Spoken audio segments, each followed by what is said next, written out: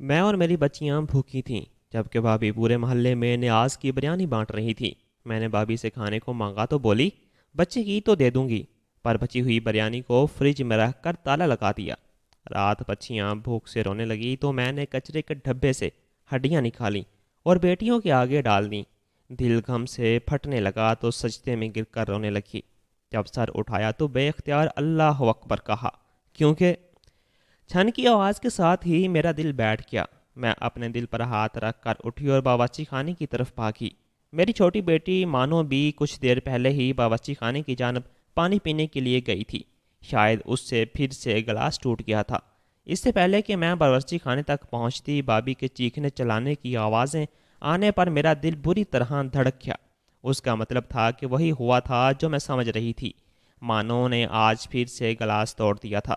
میں اپنا سر پکڑ کر بیٹھ گئی۔ میں اسے کہہ بھی رہی تھی کہ میں ابھی اٹھ کر اسے پانی لا دوں گی، مگر اس نے پرواہ کی اور خود ہی باورچی خانے کی طرف چل دی تھی۔ میں فوراً اٹھی اور ننگے پاؤں ہوئی باہر بھاگی۔ یہ دیکھو، تمہاری بیٹی نے پھر ایک نیا کارنامہ سر انجام دیا ہے۔ مجھے تو لگتا ہے تم جان بوجھ کر اپنی بیٹیوں کو میرے برتن توڑنے کے لیے بیچ دیتی ہو۔ دروازے سے داخل ہوتے ہی دیکھتے ہی بابی نے غصے سے گورتی نگاہ مجھ پر ڈالی تھی۔ نہیں، میں ایسا کیوں کروں گی؟ میں ابھی صاف کر دیتی ہوں۔ میں فوراً ہی کانچ کے ٹکڑے اکٹھے کرنے لگی۔ اور بی بی تم رہنے دو، تم لوگوں نے میری زندگی عذاب بنا کر رکھ دی ہے۔ سر پر چڑھ کر ناچ رہے ہو، اور یہ تمہاری بچیاں، میں نے تمہیں کتنی بار کہا ہے کہ ان کو کمرے تک محدود رکھا کرو، پھر تم اس کو باورچی خانے کیوں بیچ دیتی ہو؟ بھابھی کا وویلا شروع ہو چکا تھا۔ میں جانتی تھی کہ اب اس کو بریک نہ لگنے والی تھی۔ میں چپ چاپ اس کی باتیں سنتی کانچ اٹھانے لگی۔ وہ بڑبڑاتی باورچی خانے سے تن تناتی ہوئی باہر نکل گئی۔ آج پھر وہ بھائی کو شکایت لگانے والی تھی۔ میری آنکھوں میں آنسو بھر آئے۔ کانچ سمیٹتے ہوئے میں نے اپنی بیٹی پر ایک نگاہ ڈالی۔ وہ باورچی خانے کی دیوار سے لگی خوفزدہ نگاہوں سے مجھے کانچ اٹھاتے دیکھ رہی تھی۔ اچانک میرے ہاتھ کی انگلی میں کانچ کا ایک ٹکڑا لگا تو میں درد سے کرہ اٹھی۔ میں نے فوراً ہی اپنی انگلی منہ میں دبا کر درد کو روکنے کی کوشش کی۔ مانو میرے قریب چلی آئی۔ کیا ہوا ماما؟ آپ کو چوٹ لگ گئی؟ اس کی آنکھوں میں اس قدر خوف تھا کہ میں نے فوراً ہی نفی میں سر ہلا دیا۔ نہیں، کچھ نہیں ہوا، تم کمرے میں جا کر بیٹھو، میں تمہارے لیے پانی لے کر آتی ہوں۔ میں نے اس کے خوفزدہ چہرے پر نظر ڈال کر اسے تسلی دی اور کمرے میں بھیج دیا، اور خود زخمی انگلیوں سے کانچ کے ٹکڑے سمیٹنے لگی۔ میرا نام زینت ہے۔ میں نے کبھی سوچا نہ تھا کہ میرے حالات مجھے اس مقام پر پہنچا دیں گے کہ مجھے اپنی بچیوں کو وقت کا کھانا دینا بھی مشکل ہو جائے گا۔ میں اپنے حالات پر کڑتی اور اپنے رب کو یاد کرتی۔ اس آزمائش میں رب کے سوا میرے ساتھ کوئی نہ کھڑا تھا۔ بات ایک دو دن کی ہوتی تو میری بچیاں بھی سہ جاتی اور دنیا بھی ساتھ دے دیتی، مگر میرے شوہر کو مجھ سے بچھڑے پورے 9 سال ہو چکے تھے۔ ان 9 سالوں میں نے بہت سے چہرے بے نقاب ہوتے دیکھے۔ حالات بدلتے ہی لوگ کیسے بدل جاتے ہیں مجھے اچھی طرح اندازہ ہو گیا تھا۔ مجھے اپنی اتنی پرواہ تھی نہ فکر، پر بچیوں کا ساتھ تھا۔ میں نہ تو انہیں خالی پیٹ دیکھ سکتی تھی اور نہ ان کے چہرے پر خوف برداشت کر سکتی تھی۔ ہمارا حال دکھ اور تکلیفوں سے بھرا ہوا تھا، جبکہ مستقبل اندھیر تھا۔ میں اپنی بچیوں کو لے کر آخر کہاں جاتی؟ جب میرا اپنا سگا بھائی ہی ہم سے اس قدر بیگانہ تھا تو غیروں سے کیا ہی امید رکھنی تھی؟ میں اپنے بھائی کی لاپرواہی اور بے اعتنائی پر حیران ہوتی۔ مجھے بالکل امید نہ تھی کہ بچپن میں اتنی محبت اور لاڈ پیار سے پلنے والے بھائی کبھی ایک دوسرے سے ایسے بیگانہ بھی ہو سکتے ہیں۔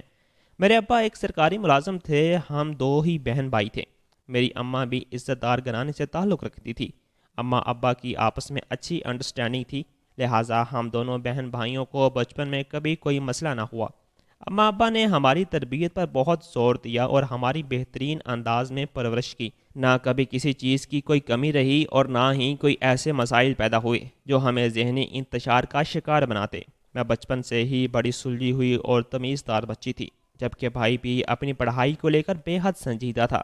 ہم دونوں پڑھائی کے قسم کے بچے تھے جو زیادہ تر وقت اپنی کتابوں میں گم رہتے۔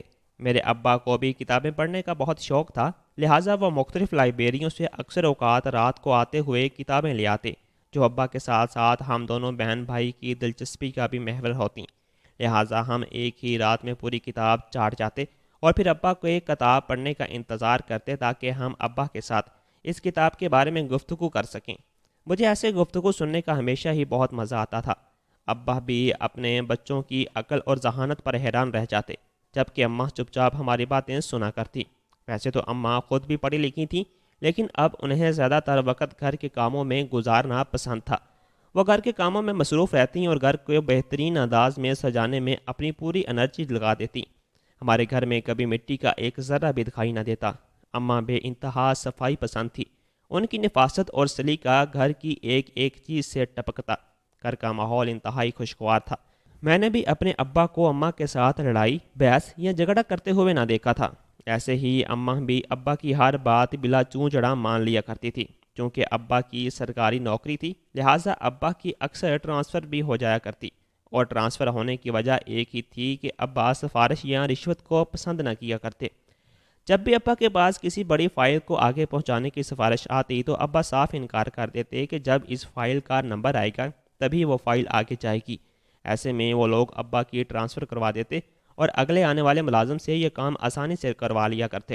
ابا کا کہنا تھا کہ مجھے ٹرانسفر کروانا تو منظور ہے، میں اپنے ایک شہر سے دوسرے شہر اور دوسرے شہر سے تیسرے شہر اپنی کمر پر سامان اٹھا کر بھی پھر سکتا ہوں، مگر مجھے دوزخ میں جانا منظور نہیں۔ میں کوئی بھی ایسا غلط کام نہیں کر سکتا جس کی وجہ سے مجھے اپنی قبر میں تنگی کا سامنا کرنا پڑے۔ اس لیے تم لوگ بھی اس بات کے لیے تیار رہو، بھلے ہمیں پہاڑوں میں جا کر رہنا پڑے تو ہم رہ لیں گے، لیکن کبھی کسی غلط کام کی طرف آنکھ اٹھا کر بھی نہ دیکھیں گے۔ مجھے ابا کی باتیں ہمیشہ ہی بڑی اچھی لگتی تھیں اور میں ابا سے متاثر ہو جاتی۔ واقعی ہمیں زندگی گزارنے کے لیے ایسے اصولوں کو اپنانا چاہیے تھا۔ مجھے ابا کی کسی بات سے کبھی اختلاف نہ ہوا کرتا، مگر بھائی اکثر اوقات تنگ آ جاتا۔ وہ بس یہ کہتا رہتا تھا کہ آپ ایسا نہ کیا کریں، آپ کیوں اپنے آپ کو خواہ مشکل میں ڈالتے ہیں، جبکہ سفارشی لوگوں کا کام تو کوئی بھی اگلا بندہ آ کر جاتا ہے۔ ابا بھائی کو سمجھانے کے لیے ایک لمبی بحث کرتے۔ بھائی کے دماغ میں پتہ نہیں سماتی کہ نہ سماتی، مگر وہ خاموشی ضرور اختیار کر لیا کرتا تھا۔ وقت گزرنے کا پتہ چلا تھا نہ حالات کے بدلنے کا۔ ابا نے دھوم دھام سے بھائی کی شادی عزت دار گھرانے میں کی تھی۔ ابا نے اپنے ہی کولیگ کی بیٹی سے بھائی کا رشتہ مانگ لیا۔ ابا کی ان کے ساتھ دوستی بہت زیادہ تھی اور اس لحاظ سے ابا دوستی کو رشتہ داری میں بدلنا چاہتے تھے۔ ابا کے کولیگ بھی ابا کی طرح محنتی اور ایماندار تھے۔ بھائی شادی سے بہت خوش تھا۔ بھائی کی بیوی بہت خوبصورت اور ملن ساز لڑکی تھی۔ اس نے گھر میں آتے ہی سب کو اپنا گرویدہ بنا لیا۔ اس کا اخلاق اتنا اچھا تھا کہ اماں ابا گھنٹوں اس کی باتیں سنتے اور خوش ہوتے۔ وہ اماں ابا کے سامنے بچھی جاتی۔ بھائی کی بیوی کے آنے سے گھر میں میری اہمیت کچھ کم ہو گئی تھی۔ حالانکہ میں اس گھر کی بیٹی تھی، مگر ساری توجہ بھابھی کو ہی ملا کرتی۔ شاید مجھے ایسا محسوس ہوتا تھا، جبکہ حقیقت ایسی نہ تھی۔ بھائی بھی زیادہ تر اپنی بیوی کے آگے پیچھے ہی گھوما کرتا۔ اس نے بھائی کو چند دنوں میں ہی اپنا دیوانہ بنا لیا تھا۔ حالانکہ وہ مکمل طور پر اماں ابا کی پسند تھی، مگر شادی کے چند دنوں بعد ہی بھائی کی پسندیدہ بیوی اور محبت میں ڈھل چکی تھی۔ بھائی اکثر اسے کھانا کھلانے کے لیے باہر لے جاتا۔ وہ اماں ابا کے سامنے بھی نہ شرماتی اور بلا تکلف بھائی سے بات کیا کرتی۔ وہ بھائی کی بیوی تھی، مگر پھر بھی اسے کچھ جھجک محسوس نہیں ہونی چاہیے تھی۔ مجھے اس کی کچھ باتوں اور حرکتوں پر اعتراض ہوتا، مگر میں اسے روکنے ٹوکنے یا کچھ بھی کہنے والی کون ہوتی تھی۔ میں اس کو نظر انداز کر کے اپنی پڑھائی پر توجہ دینے کی کوشش کرتی۔ بھائی کی شادی کے بعد اماں ابا کو فکر تھی کہ اب انہیں اپنی بیٹی کی بھی شادی کر دینی چاہیے، لہٰذا اماں ابا نے میرے رشتے کی تلاش شروع کر دی۔ اجمل ابا کی پھپھی زاد بہن کا بیٹا تھا۔ وہ نیا نیا پولیس کے محکمے میں بھرتی ہوا تھا۔ وہ ایک چاقو چبند اور اچھی شکل و صورت کا نوجوان تھا۔ ابا کی پھپھی زاد بہن ہنستی مسکراتی میرے لیے اپنے بیٹے کا رشتہ لے آئی تو ابا حیران رہ گئے۔ وہ نہ جانے کتنے برسوں بعد ہمارے گھر تشریف لائی تھی۔ اس رشتے میں کوئی برائی نہ تھی۔ اجمل پڑھا لکھا نوجوان تھا، اپنی ماں کا اکلوتا بیٹا تھا، پھر اس کی اچھی نوکری تھی اور ترقی کے کافی مواقع موجود تھے۔ ایسے میں اماں ابا اس رشتے سے کیوں کر انکار کرتے؟ اماں نے میری پسند جاننا چاہی۔ میری پسند میرے ماں باپ کی پسند سے ہی جڑی تھی۔ میں ایسی لڑکی نہ تھی کہ اپنی مرضی سے کوئی عشق چلا کر رکھتی۔ میں نے اماں کو مثبت انداز میں جواب دیا کہ جیسا وہ چاہیں، میری زندگی کا فیصلہ کرنے کا حق رکھتے ہیں۔ اماں نے میرا جواب سن کر میری بلائیں لے ڈالی۔ انہوں نے اجمل کے ساتھ میرا رشتہ پکا کر دیا اور اگلے مہینے رخصتی کی تاریخ قرار پا گئی۔ میں بڑے دکھی دل سے شادی کی تیاریوں میں مصروف تھی۔ اماں ابا کے گھر کو چھوڑنے کا دکھ بے انتہا تھا۔ میں جانتی تھی کہ سب لڑکیوں کو ہی رخصت ہو کر ایک نہ ایک دن اپنے گھر جانا پڑتا ہے، مگر پھر بھی دل کو چین اور قرار نہ آتا۔ میں نے اس آنگن میں کئی برس گزارے تھے۔ اب میں ایک پل میں سب لمحے کیسے فراموش کر دیتی، جیسے جیسے شادی کے دن قریب آتے جا رہے تھے میرا دل بے حد اداس تھا۔ میں اپنی بھابھی کو ہنستے مسکراتے گھر میں ادھر سے ادھر گھومتے پھرتے دیکھتی تو حیران ہوتی۔ بھابھی نے آ کر بہت جلد گھر کے ماحول اور گھر والوں کو اپنا لیا تھا، جبکہ مجھے نہیں لگتا تھا کہ میں اتنی جلدی اپنے میکے کا پیار فراموش کر کے نئے گھر کو اپنا پاؤں گی۔ اماں جب بھی میرے قریب بیٹھتیں تو میری اداس شکل دیکھ کر مجھے سمجھانے لگتیں۔ میں بس چپ چاپ اماں کا چہرہ تکا کرتی۔ نہ جانے شادی کے بعد میں یہ چہرہ کتنے عرصے بعد دیکھ پاتی، مجھے کچھ اندازہ نہ تھا۔ میں بیاہ کر دوسرے شہر چلی جاتی۔ وہ شہر ہمارے شہر سے کافی دوری پر واقع تھا۔ ظاہر سی بات تھی کہ روز روز کا آنا جانا تو ممکن ہی نہ ہوتا، اور نہ جانے کتنے مہینے بعد اماں ابا سے ملاقات کے لیے آنے کی اجازت ملتی۔ یہ سب سوچ کر میں بے حد اداس ہو جاتی۔ میں اکثر اماں کی گود میں سر رکھ کر رو پڑتی تو اماں مجھے تسلی دیتی، چپ کر پگلی، اتنا پریشان ہونے کی ضرورت نہیں، ہماری دعائیں تیرے ساتھ ہیں، خدا تجھے ہمیشہ خوش رکھے، بیٹیاں دور ہوں یا پاس بس سکھی رہیں۔ اماں کے دل سے نکلتی دعائیں سن کر مجھے سکون ملتا۔ میں رخصت ہو کر اپنے شوہر کے سنگ چلی آئی تھی۔ میری شادی کے 3 دن بعد میرے سسر کا انتقال ہو گیا۔ وہ بالکل صحت مند تھے، مگر اللہ کی طرف سے ان کا بلاوا آ گیا۔ ان کا وقت پورا ہو چکا تھا، لہٰذا وہ واپس لوٹ گئے، مگر میری ساس اس بات کو قبول نہ کر پائی۔ یہ خبر ان کے لیے بے حد اچانک تھی۔ ویسے تو ان کو معلوم ہونا چاہیے تھا کہ یہ اللہ کی رضا اور مرضی سے ہوا، مگر انہوں نے مجھ پر الزام لگا دیا کہ بہو کے قدم منحوس ہیں، جو آتے ہی میرے شوہر کو کھا گئی۔ میں اپنی ساس کی بات سن کر بے حد حیران تھی۔ میں ایک پڑھی لکھی سمجھدار لڑکی تھی، میں نے اس طرح کی دقیانوسی باتوں پر کبھی یقین نہ کیا تھا۔ نہ ہی میرے ماں باپ ایسے تھے کہ وہ اس قسم کی کوئی بات سوچتے یا ہمارے سامنے دہراتے، لہٰذا میرے لیے یہ بات جہاں بے انتہا حیرانی والی تھی، وہیں مجھے دل سے بے حد افسوس تھا کہ میری ساس نے میرے قدموں کو منحوس اور سبز قدم قرار دیا۔ میں اپنے شوہر سے شکوہ شکایت کرنے پہنچی تو وہ الٹا مجھے گھورنے لگے۔ تم جانتی ہو کہ اماں اس وقت کس گہرے صدمے میں ہیں۔ ابا کی اچانک موت ہم میں سے کوئی بھی قبول نہیں کر پا رہا، نہ ہی ابھی ان کی اتنی عمر تھی اور نہ ہی ان کو کسی قسم کی کوئی بیماری تھی۔ ایسے میں ہمیں صدمے سے باہر نکلنے میں کچھ وقت لگے گا۔ اگر اماں کی کڑوی کسیلی باتیں برداشت کر لو گی تو اس میں کوئی حرج نہیں۔ میرے شوہر نے الٹا مجھے ہی باتیں سنا دی تو میں چپ چاپ ان کے پاس سے اٹھ گئی۔ وہ صحیح کہہ رہے تھے، میری ساس صدمے میں تھیں، تبھی انہوں نے اتنی بڑی بات کہہ دی تھی، ورنہ کوئی بھی ذی شعور انسان ایسی بات کرنے کی سوچ بھی نہ سکتا تھا کہ کسی کے گھر میں آنے سے کسی کی موت واقع ہو جائے۔ اگر میں اتنی ہی منحوس ہوتی تو سب سے پہلے میری اپنی ہی موت موقع پر ہو جاتی، نہ کہ میں کسی اور کی موت کا سبب بنتی۔ خیر، میں اپنی ساس سے بحث نہ کر سکتی تھی، نہ ہی ان کو یہ سب سمجھا سکتی تھی، اور نہ ہی میری بات سننے کی پوزیشن میں تھیں۔ وہ روز ہی اپنے شوہر کو یاد کر کے روتیں اور میری تو شکل بھی دیکھنا گوارا نہ کرتیں۔ میں چپ چاپ کر کے کاموں میں لگی رہتی۔ سسر کے سوئم کے بعد سے ہی گھر کے تمام کام میں نے سنبھال لیے تھے۔ ابھی میری شادی کا پہلا ہفتہ ہی تھا کہ میں گھر کے کاموں میں مشغول ہو گئی تھی۔ میری ساس اپنے شوہر کی موت کا صدمہ لیے سارا دن کمرے میں پڑی رہتی اور میں گھر کے سارے کام نپٹاتی۔ مجھے گھر کا کام کاج کرنا نہ آتا تھا کیونکہ زیادہ تر کام اماں ہی کیا کرتی تھیں، اور بھابھی کے آنے کے بعد بھابھی اماں کے ساتھ کام میں ہاتھ بٹاتی تھیں۔ مجھے تھوڑا بہت کام کرنا ہی آتا تھا، چونکہ میں زیادہ تر اپنی پڑھائی میں مصروف رہا کرتی اور فارغ وقت میں ناول پڑھ لیا کرتی۔ اماں نے بھی مجھے زیادہ زور نہ دیا تھا۔ اماں کا کہنا تھا کہ جب سر پر پڑے گی تو کام خود ہی آ جائے گا۔ ویسے اماں کی بات بالکل صحیح تھی۔ میں کچھ عرصے میں ہی گھر کے کاموں میں ماہر ہو گئی تھی۔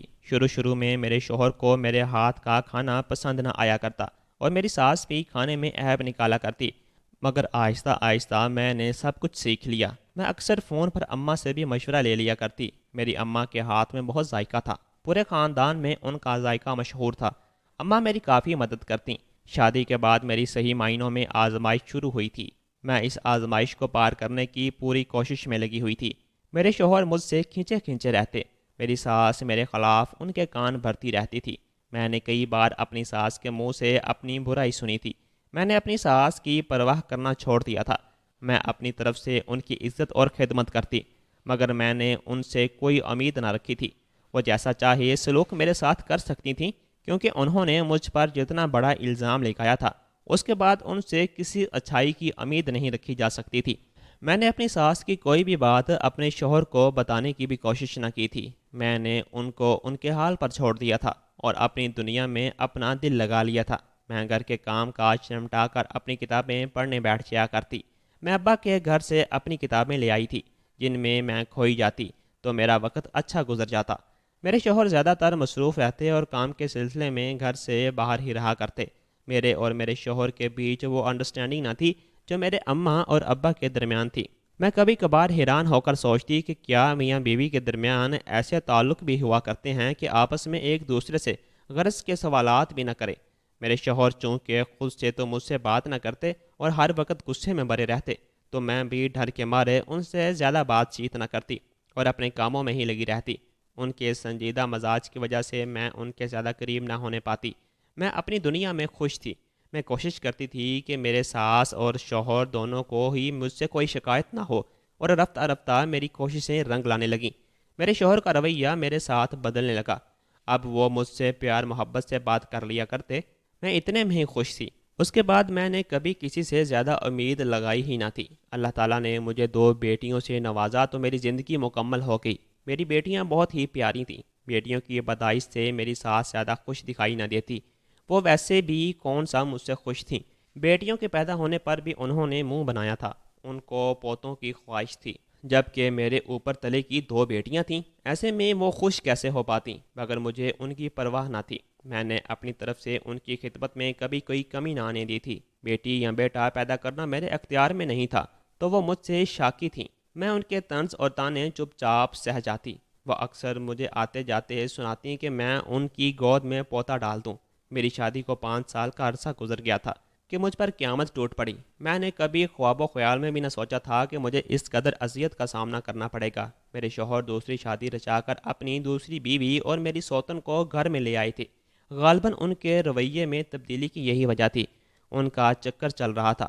کہتے ہیں جب مرد کے رویے میں اچانک تبدیلی رونما ہو تو جان لو وہ بے وفائی کر رہا ہے۔ یہی کچھ میرے ساتھ ہوا تھا۔ میں حیرانی سے اپنے شوہر کے پہلو میں کھڑی سجی سنوری دلہن کو دیکھ رہی تھی جو بے حد پیاری اور دلکش تھی۔ میرے شوہر بھی مجھے یوں حیران دیکھ کر کچھ شرمسار ہوئے، مگر مجھے نظر انداز کرتے اگلے ہی پل اپنی نئی نویلی دلہن کا ہاتھ پکڑ کر اپنی ماں کے کمرے میں ملوانے کے لیے لے گئے۔ میں بھی روتی ہوئی پیچھے چلی گئی۔ مجھے امید تھی کہ میری ساس میرے حق میں ایک لفظ تو بولے گی، مگر اندر کا منظر دیکھ کر میں حیران رہ گئی۔ وہ اپنے بیٹے کی دوسری بیوی کو بلائیں لینے میں مصروف تھیں۔ دراصل اجمل اس سے پہلے سے شادی کرنا چاہتا تھا، مگر میں نے زبردستی اس کی شادی تمہارے ساتھ کر دی۔ یہ تو اجمل کی غالچ کی محبت ہے۔ میری ساس بڑی خوشی سے اپنے بیٹے کی پہلی محبت کی داستان سنا رہی تھی۔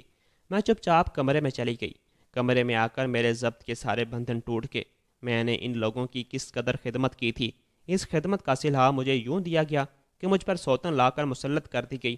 اگر میری ساس کے اندر تھوڑی سی شرم و حیا اور غیرت ہوتی تو وہ کم از کم اس موقع پر میرا ساتھ ضرور دیتی، مگر وہ تو مجھے بیاہ کر لانے کے پہلے دن سے ہی میری ایسی دشمن تھی کہ مجھے یقین نہ ہوتا۔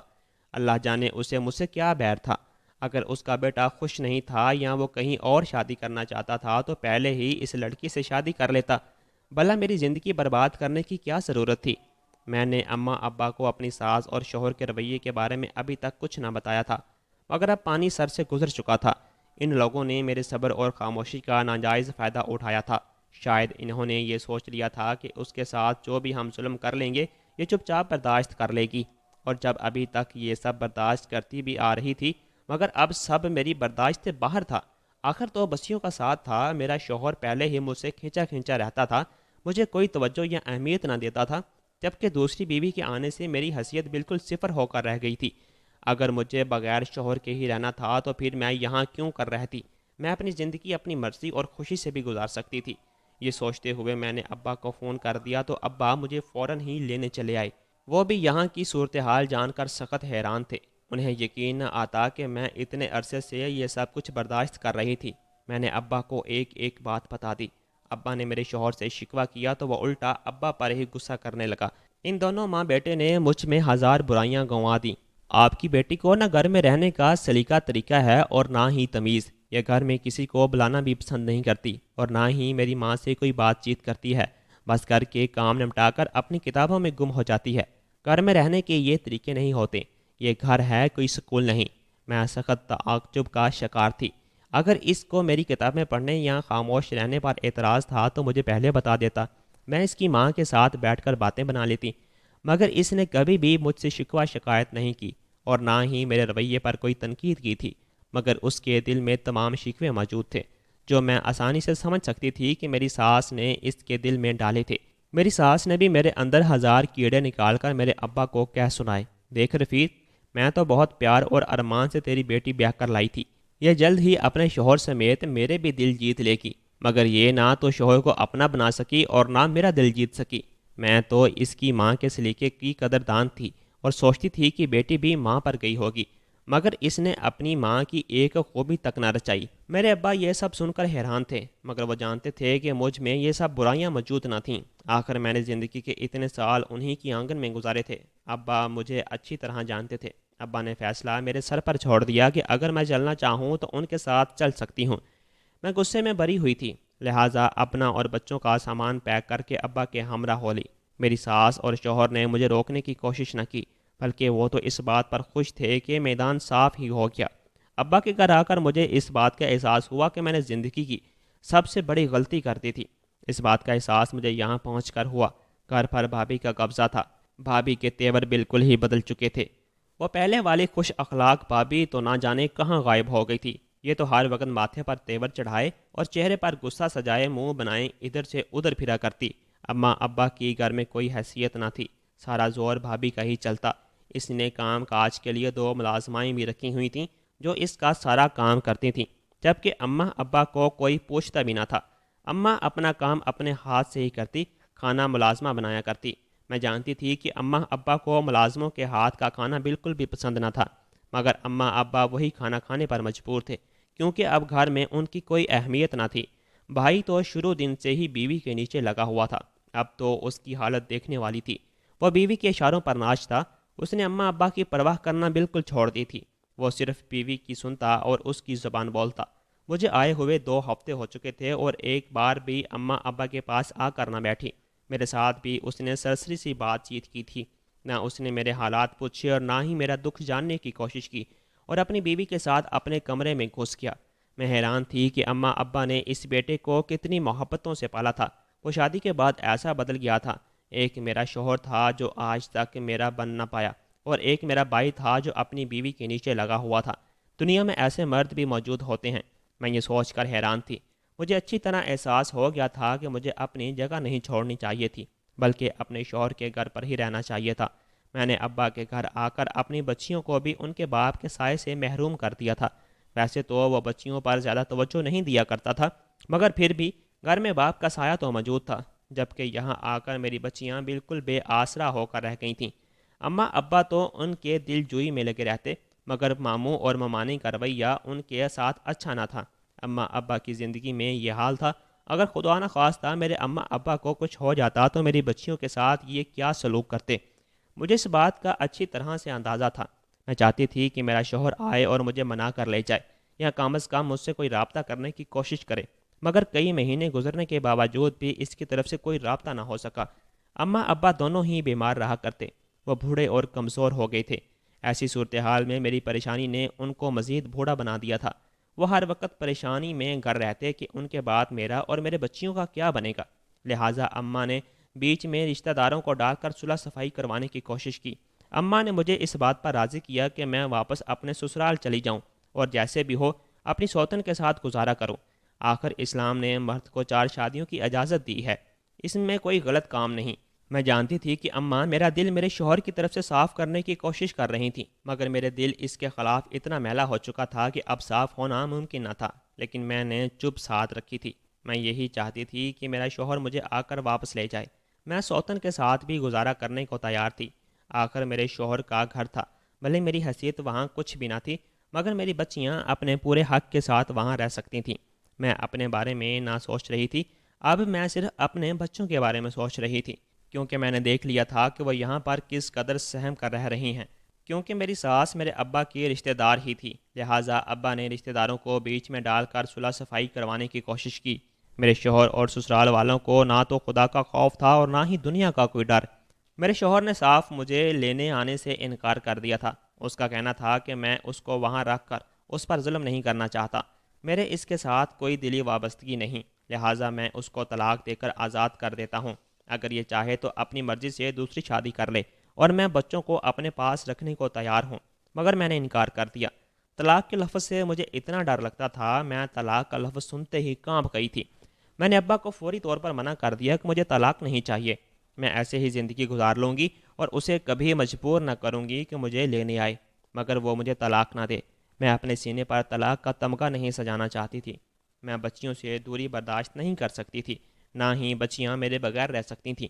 میں جانتی تھی کہ اگر میں اپنی بچیوں کو وہاں بیچ دوں گی تو سوتیلی ماں ان کے ساتھ کیا سلوک کرے گی۔ سلوک تو یہاں پر ان کے ساتھ اچھا نہ ہوتا، مگر یہاں اماں ابا کا آسرا تھا، ان کی ماں یہاں موجود تھیں۔ میں اپنی بچیوں کو ہر سرد گرم سے بچانا چاہتی تھی، میں ان کے لیے محنت کر سکتی تھی، لہٰذا میں نے ان کو ان کے باپ کے پاس نہ بھیجا اور اپنے شوہر اور سسرال والوں سے تمام امیدیں ختم کر دیں۔ میں اماں ابا کے ساتھ اپنی بچیوں کے ساتھ زندگی گزارنے لگی۔ بھابھی کا بس چلتا تو مجھے ہاتھ پکڑ کر اسی وقت گھر سے نکال دیتی۔ وہ تو نہ جانے اماں ابا کو ہی گھر میں کیسے برداشت کر رہی تھیں، مگر اماں ابا اور بھائی کے ڈر سے وہ خاموش رہیں، مگر اس کا رویہ ظاہر کر دیتا کہ اس کو ہمارا یہاں رہنا پسند نہ تھا۔ مجھے بھی اس کی زیادہ پرواہ نہ تھی، اماں ابا کا ساتھ تھا اور مجھے کیا ضرورت تھی۔ میں پڑھی لکھی تھی، لہٰذا میں نوکری کے لیے باہر نکل کھڑی ہوئی اور اپنی بچیوں کی تربیت کرنے لگی۔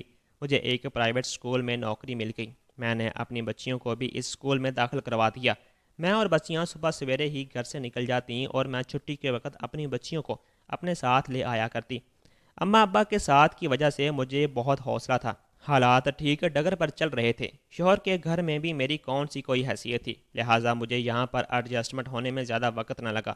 میری بچیاں بھی سنبھل گئیں، میں اپنی بچیوں کے ساتھ خوش رہنے کی کوشش کرتی، مگر بھابھی سے میری اور بچیوں کی ہنسی برداشت نہ ہوتی۔ گھر میں ہم جب بھی کوئی بات چیت کرتے یا ہنستے تو وہ تن کر آ جاتی اور بلا وجہ لڑائی جھگڑا شروع کر دیتی۔ اس کی بھی ابھی تک اولاد نہ تھی، شاید یہی وجہ تھی کہ وہ مجھے بچیوں کے ساتھ برداشت نہ کرتی۔ اب اگر اس کی اولاد نہ ہوئی تو اس میں میرا کوئی قصور نہ تھا، یہ تو اللہ تعالیٰ کی طرف سے ہی دیر تھی۔ وہ چاہتی تو میری بچیوں کے ساتھ اچھا سلوک کر سکتی تھی، اپنی ممتا بھی پوری کر سکتی تھی، مگر وہ میری بچیوں کو دیکھتے ہی نفرت سے منہ موڑ لیتی۔ میں چپ چاپ سب برداشت کر لیتی، آخر زندگی گزارنے کے لیے کچھ نہ کچھ تو برداشت کرنا ہی تھا۔ میں اور بچیاں تھک ہار کر گھر آتی تو اماں نے سارا کام نمٹا کر رکھا ہوتا۔ میں اماں کو منع کرتی کہ میں خود کام آ کر لوں گی، مگر اماں نہ مانتی۔ وہ بچیوں کے کپڑے وغیرہ تک دھو کر رکھ دیا کرتی تھی، جبکہ ابا بچیوں کی ہر فرمائش پوری کرنے کی کوشش کرتے اور جو بھی چیزیں انہیں کھانی ہوتی باہر سے لا دیا کرتے۔ میرے ماں باپ کا مجھے بڑا ہی آسرا تھا۔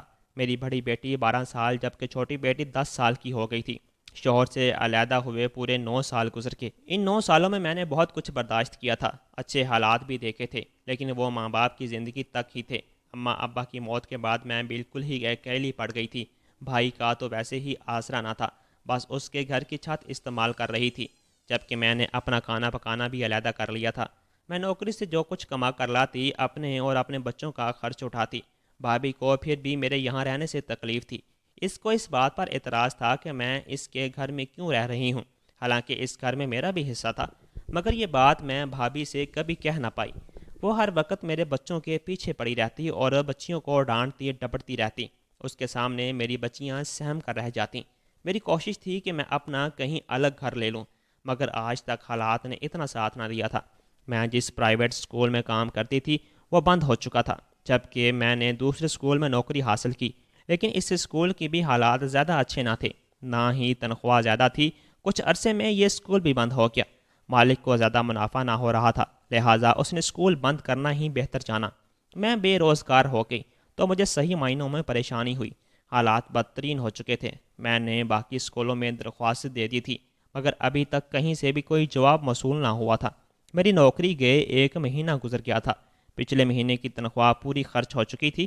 اب میرے پاس اتنے پیسے بھی نہ تھے کہ میں اپنے گھر میں بچوں کے لیے کھانے کے لیے کچھ خرید لاؤں۔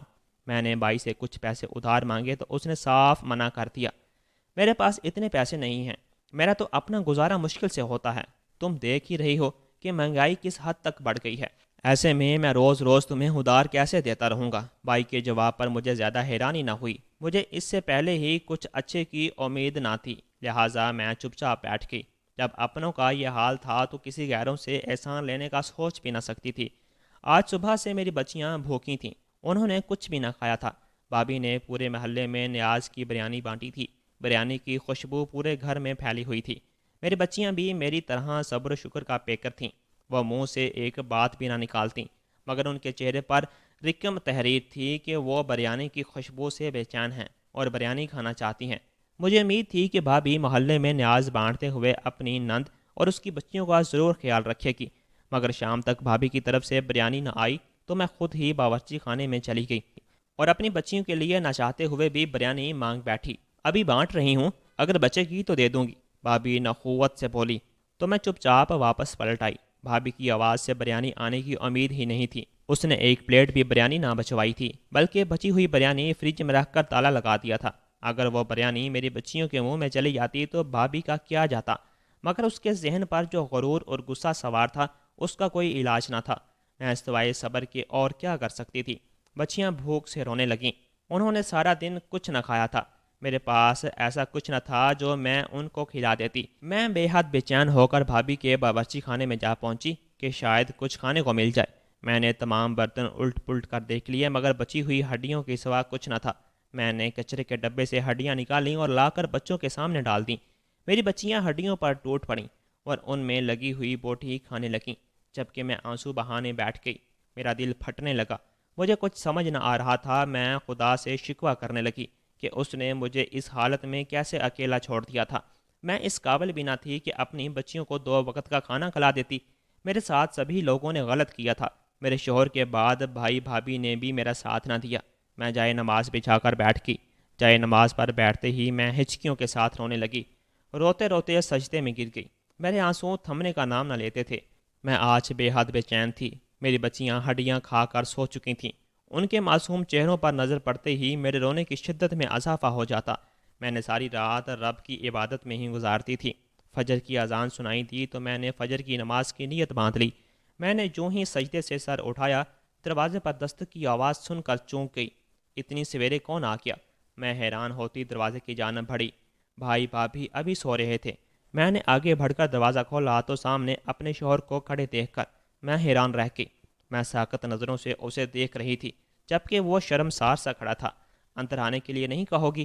وہ دھیمے لہجے میں بولا تو میں چپ چاپ ایک جانب ہو گئی۔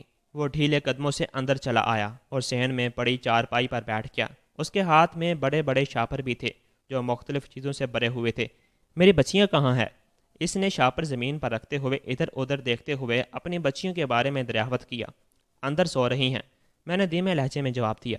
میں بے حد حیران تھی۔ مجھے اس کی یوں اچانک آمد کی بالکل بھی توقع نہ تھی۔ ہم دونوں ایک دوسرے کے سامنے چپ چاپ کتنی دیر بیٹھے رہے۔ میرے پاس تم سے معافی مانگنے کی ہمت ہے نہ الفاظ۔ میں اس قابل ہی نہیں کہ مجھے معاف کیا جا سکے۔ میں نے تمہارے اور اپنی بچیوں کے ساتھ بہت غلط کیا۔ کاش مجھے اس وقت اتنی عقل ہوتی، مگر تب میں جوانی کے نشے میں سرشار تھا۔ میں اپنے ساتھ کالج میں پڑھنے والی ندا کو پسند کرنے لگا تھا اور اس کے عشق میں پاگل تھا، مگر اماں چاہتی تھیں کہ وہ اپنے خاندان کی لڑکی کو بہو بنا کر لائے۔ میں نے ان کو ندا سے ملوایا تو وہ انہیں خاص پسند نہ آئی اور انہوں نے زبردستی میرا رشتہ تم سے طے کر دیا۔ میں اس شادی کے لیے راضی نہ تھا، مگر اماں کا اکلوتا بیٹا ہونے کی حیثیت سے مجھے اماں کی بات ماننی پڑی۔ اگر اپنی مرضی سے شادی کر لیتا تو اماں پر کیا گزرتی، وہ اپنے ارمان کیسے پورے کرتی۔ بس یہی سوچ کر میں نے تم سے شادی کی حامی بھر لی۔ اماں تمہیں بڑے ارمانوں سے رخصت کر کے لائی تھی، مگر میرا دل تمہاری طرف مائل نہ تھا۔ میں نے اماں کو صاف بتا دیا تھا، مگر اماں کا کہنا تھا کہ نکاح کے بولوں میں بڑی طاقت ہوتی ہے، دیر ہو یا سدیر دل خود بخود مان جائے گا۔ میں نے تم سے بے اتنائی برتی تو بدلے میں تم مجھ سے دور ہوتی گئی۔ تم نے خود میرے قریب آنے کی کوئی کوشش نہ کی۔ ابا کی وفات سے اماں کے دل میں یہ بات بیٹھ گئی کہ تمہارے قدم اس گھر میں منحوس ثابت ہوئے۔ میں نے اماں کی اسی توہم پرستی کا فائدہ اٹھایا اور اماں کو تمہارے خلاف کرتا گیا۔ میں اماں کو تمہاری شکایتیں لگاتا کہ تم میرا بالکل خیال نہیں رکھتی اور ان کا دل تمہاری طرف سے میلا کرتا رہتا۔ میں نے اماں کو یہاں تک کہہ دیا کہ تم کسی اور کو چاہتی تھی اور تمہارے ماں باپ نے زبردستی تمہاری شادی مجھ سے کر دی ہے۔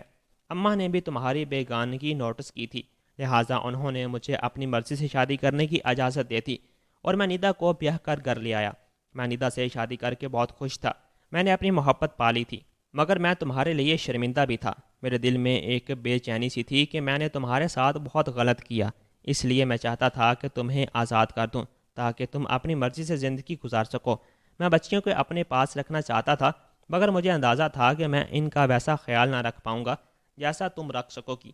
میں اس کو ستیلی ماں کے رحم و کرم پر بھی نہیں چھوڑ سکتا تھا۔ اماں کا خیال درست نکلا تھا۔ ندا اس طریقے سے گھر کو سنبھال نہ پائی جیسا تم نے سنبھالا تھا۔ اس کو بس گھومنے پھرنے اور سجنے سنورنے کا شوق تھا۔ اس نے گھر کا حال بے حد برا کر کے رکھ دیا۔ اماں دبے لفظوں میں مجھ سے شکوہ کرتی، مگر میں ندا کو کیا کہتا؟ وہ تو میری محبت تھی۔ میں ندا کی ہر بات مان لیا کرتا۔ اللہ نے مجھے 2 بیٹوں سے نوازا تو میں اپنی پہلی بچیوں کو بھی بھولتا گیا۔ بیٹوں کے بعد میرے اور ندا کے جھگڑے شروع ہو گئے، کیونکہ وہ ذمہ داریوں سے گھبرا گئی تھی۔ اس کا کہنا تھا کہ اس سے اتنا کام نہیں ہوتا۔ اماں بیمار تھیں، میں ان کو کاموں میں لگے دیکھتا تو میں ندا سے جھگڑنے لگتا۔ اماں کی وفات پر میں بے حد دکھی تھا۔ ابھی میں اماں کی موت کے صدمے سے نہ سنبھل پایا تھا کہ میری بیوی اور دونوں بیٹے اسکول سے آتے ہوئے گاڑی کی ٹکر لگنے سے حادثے کا شکار ہو گئے۔ میری بیوی موقع پر دم توڑ گئی۔ وہ بیٹوں کو بچاتے ہوئے خود گاڑی کی زد میں آ گئی۔ میرے بیٹوں کو معمولی چوٹیں آئیں۔ میرے بچے ماں کے بغیر بالکل ٹوٹ گئے ہیں۔ مجھے اچھی طرح اندازہ ہو گیا ہے کہ ماں باپ کے بغیر بچوں کو پالنا کس قدر مشکل ہے۔ ماں اور باپ دونوں ہی بچوں کے لیے ضروری ہیں۔ تم نے کس طرح میری بچیوں کو اکیلے سنبھالا، مجھے اس بات کا احساس ہوا تو میرا دل مزید بھوچل ہو گیا۔ میں نے تمہارے والد کو بچیوں کے لیے خرچی بھیجنے کی بات کی تھی، مگر تب انہوں نے غصے میں انکار کر دیا تھا۔ پھر میں اپنی زندگی میں اتنا مگن ہو گیا کہ مجھے اس بات کا احساس ہی نہ ہوا کہ میری بچیاں کس مشکل سے گزر رہی ہوں گی۔ اگر ہو سکے تو مجھے معاف کر دو اور میرے ساتھ واپس گھر چلو۔ میں ان گزرے سالوں کی تکلیف تو کم نہیں کر سکتا، مگر وعدہ کرتا ہوں کہ آنے والے وقت میں تمہیں اور اپنی بیٹیوں کو کسی قسم کی کوئی کمی نہ ہونے دوں گا۔ میں اپنے بیٹوں کی پرورش کرنے کے لیے تیسری شادی بھی کر سکتا ہوں، مگر میں جانتا ہوں کہ کوئی بھی عورت انہیں اپنی اولاد جیسا پیار نہ دے سکے گی سوائے تمہارے۔ مجھے تمہاری فطرت کا اچھی طرح اندازہ ہے۔ میں نے اور ماں نے تمہارے ساتھ جو کچھ کیا، اس کے باوجود بھی مجھے پوری امید ہے کہ تم میرے بیٹوں کو اپنا لو گی۔ اجمل کی آنکھیں آنسوؤں سے بھری تھیں، جبکہ میں کچھ بھی بولنے کے قابل نہ تھی۔ میری بچیاں بھی آنکھیں ملتی کمرے سے باہر نکل آئی تھیں۔ وہ حیران نظروں سے اپنے باپ کی جانب دیکھ رہی تھیں۔ یہ تمہارے بابا ہیں۔ میں نے انگلی سے ان کے باپ کی جانب اشارہ کر کے ان کی حیرانگی کم کرنے کی کوشش کی، مگر ان کی آنکھیں حیرت سے مزید پھیل گئیں۔ اجمل فوراً اپنی بچیوں کی طرف بڑھا اور روتے ہوئے انہیں اپنے ساتھ لگا لیا۔ وہ بچیوں کے لیے ڈھیروں کھانے پینے کی چیزیں لایا تھا۔ بچیاں کچھ ہی دیر میں اس سے گھل مل گئیں۔ وہ مزے سے اپنے باپ کی لائی ہوئی چیزیں کھاتے ہوئے بے فکری سے کہکے لگا رہی تھیں۔ خوشی ان کے چہروں سے عیاں تھی۔ میں نے آج سے پہلے ہمیشہ ان کے چہروں پر خوف ہی دیکھا تھا۔ بھائی بھابھی بھی کچھ دیر میں جاگ گئے تھے۔ وہ اجمل کو دیکھ کر حیران تھے۔ میں نے ابھی تک اجمل کی کسی بات کا کوئی جواب نہ دیا تھا۔ میرے پاس شکووں کی لمبی فہرست تھی۔ اجمل نے اپنی کہانی تو سنا دی تھی، مگر میری کہانی سننے کے لیے ایک بار بھی نہ کہا تھا۔ اس کا ضمیر اسے ملامت کرتا تھا۔ تبھی وہ اپنے ضمیر کو مطمئن کرنے کو چلا آیا تھا۔ فیصلہ تو طے تھا۔ مجھے اپنی بچیوں کی خاطر واپس جانا تھا۔ وہاں ان کو پیٹ بھر کھانے کے ساتھ باپ کا پیار بھی میسر ہوتا۔ اجمل کو دیکھتے ہی بھابھی کے مزاج فوراً بدل گئے تھے۔ وہ جلد سے ناشتہ بنانے اور باورچی خانے میں گھس گئی۔ کچھ ہی دیر میں اس کی ملازمائیں چلی آئیں تو انہوں نے ناشتہ میز پر لگا دیے۔ میں بھابھی کے رویے پر حیران ہو کر ناشتے پر ٹوٹ پڑی تھی، کیونکہ میں کل صبح سے بھوکی تھی۔ تم نے کوئی جواب نہیں دیا۔ کیا تم نئی زندگی کی شروعات کرنے کے لیے مجھے ایک موقع دو گی؟ اجمل نے میرے سامنے اپنا ہاتھ پھیلایا تو میں اس کا ہاتھ تھام کر اٹھ کھڑی ہوئی۔ میرے منہ سے بے اختیار اللہ اکبر کی صدا بلند ہوئی اور میں اپنا اور بچیوں کا سامان سمیٹنے اندر کی جانب بڑھ گئی۔ دوستو، کہانی اچھی لگی ہو تو ویڈیو کو لائک اور چینل کو سبسکرائب لازمی کر دیجیے گا۔ اللہ حافظ۔